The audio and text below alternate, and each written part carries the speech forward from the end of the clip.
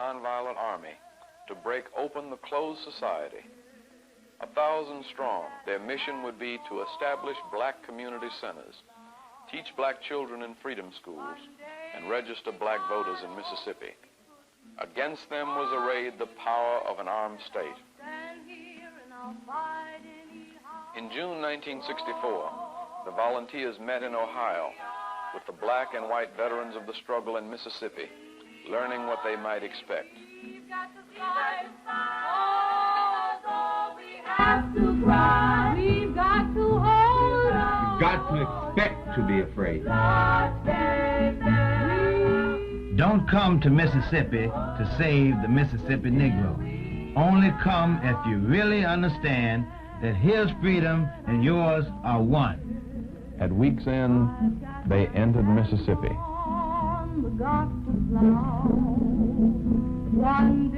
What we got, we wants to share with you.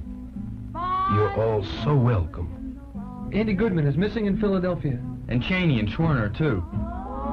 Where in Mississippi is Philadelphia? When it's dark, you should be in your houses. When you're not working, stay out of sight. The boys are still missing. Have your local families call us immediately if you're not home at the expected time. They found a burned-out station wagon. No trace of the boys. We're going to light a lamp here in Mississippi, and it's going to shine its light all over the devil. I'm gonna let it shine, oh, just a little light of mine. I'm gonna let it shine, just a little light of mine.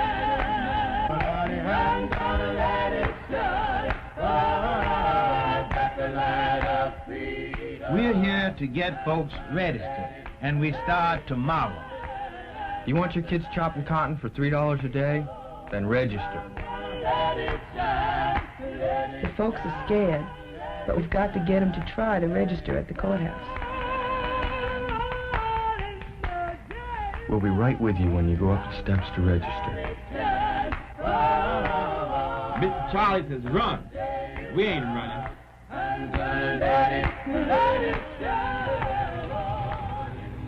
Washington. The FBI announced today the arrest of members of a mob led by Deputy Sheriff Cecil Price in connection with the murder of civil rights workers Andy Goodman, James Cheney, and Michael Schwerner. By the end of the summer 1964, hundreds had been beaten and arrested. 66 homes and churches had been set afire. But 55,000 Negroes had been registered in a black Freedom Democratic Party. 30,000 had been enrolled in freedom schools. 40 community center programs had been begun. And a reluctant Congress had been moved to pass the Civil Rights Bill of 1964. Early in 1965, Nobel Peace Prize winner Martin Luther King was thrown into a Selma, Alabama jail. His drive to register Alabama Negroes was under attack by Sheriff Jim Clark. Using electric cattle prods on people, Clark's police had attacked the crowds of potential registrants. Many, including King, had been arrested.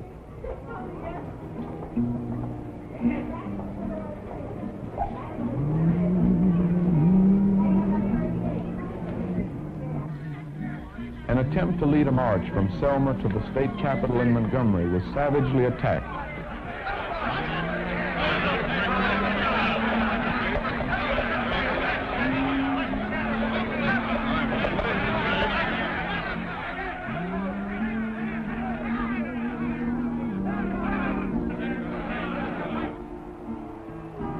25,000 indignant Americans poured into Selma to resume the interrupted march to Montgomery.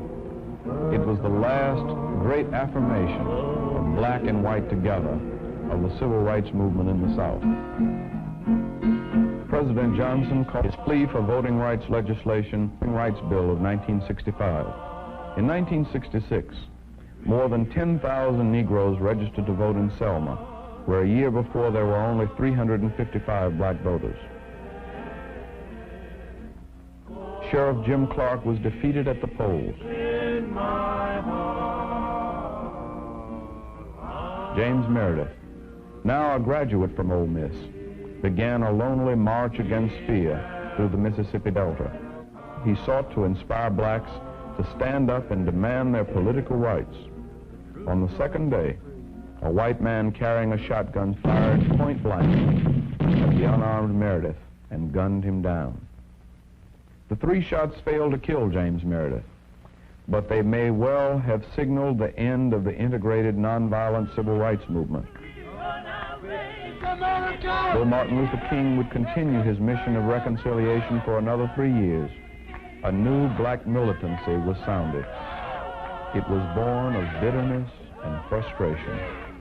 For 5 years, Stokely Carmichael had been hounded by vigilantes and beaten by Southern police. Like so many in the movement, he had seen his friends shot and their churches bombed.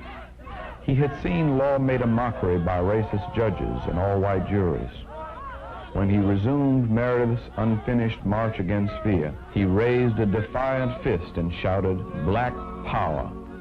You know, a few years ago, everybody, the country went raving mad when Stokely Carmichael just said the word black power. We have been black powerless people for 400 years. I've seen people boxed in, black children of New York. I've seen people boxed in, black people in Chicago, Illinois, in the slums, with the babies sick, rats eating on the babies. In the state of Mississippi, I've seen black powerless people raped, hung, murdered. And we know that this country was built on the sweats and blood of black people. People, don't use the word black power. You scare white folks. How many times they call you nigger? You tell them not to use the word? Yeah. Do you ever hear them get up and tell another white man, don't use the word nigger because you will alienate some black people? No. But you use the word black power, and they're going to jump up there and tell you, don't use it because you're going to alienate some of our good white friends. It's about time we talk to black people later for white folks.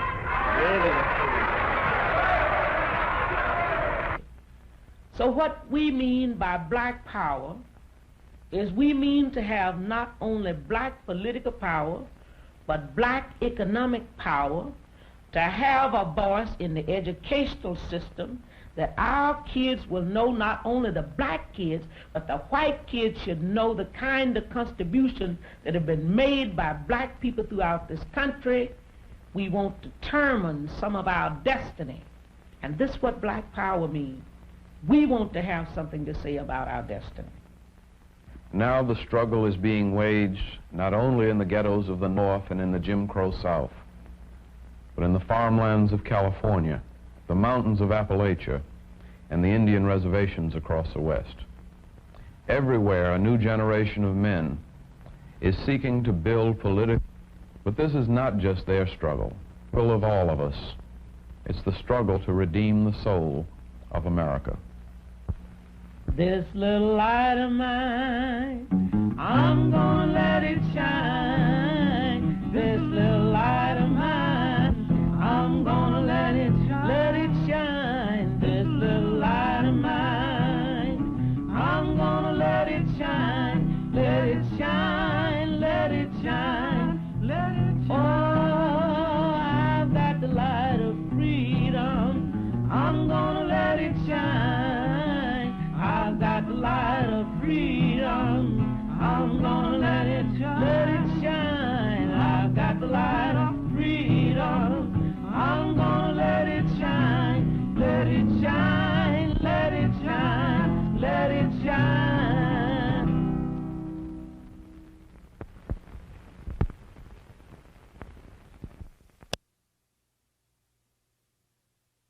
1961, the law of the land was that all interstate travel facilities must be integrated. On May 4th, 7 black and 6 white members of CORE boarded 2 buses in Washington and headed for New Orleans. They were determined to see if the law was being enforced.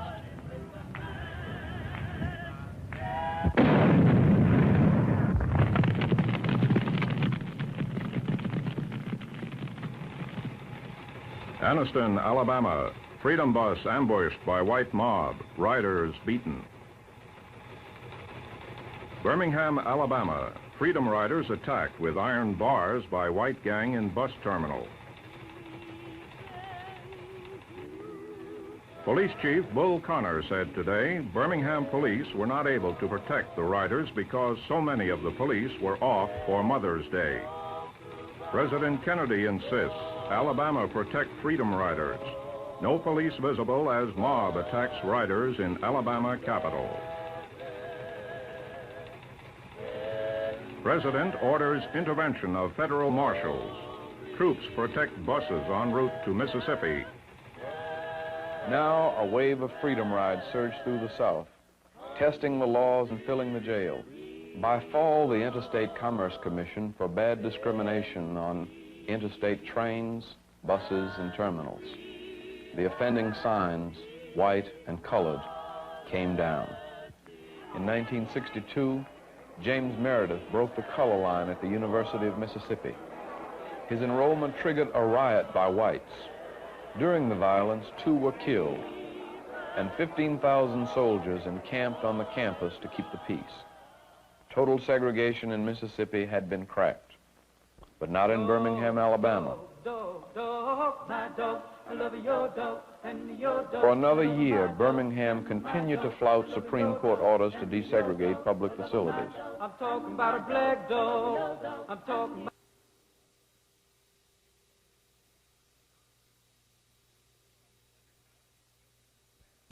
Undercount, English with Spanish subtitles, March 14th, 1980, GBH, Boston.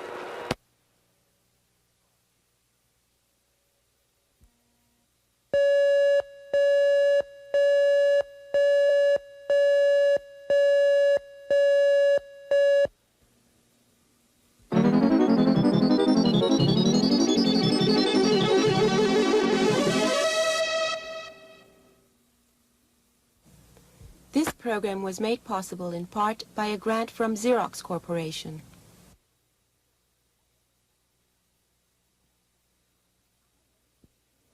Hello, I'm Raquel Ortiz.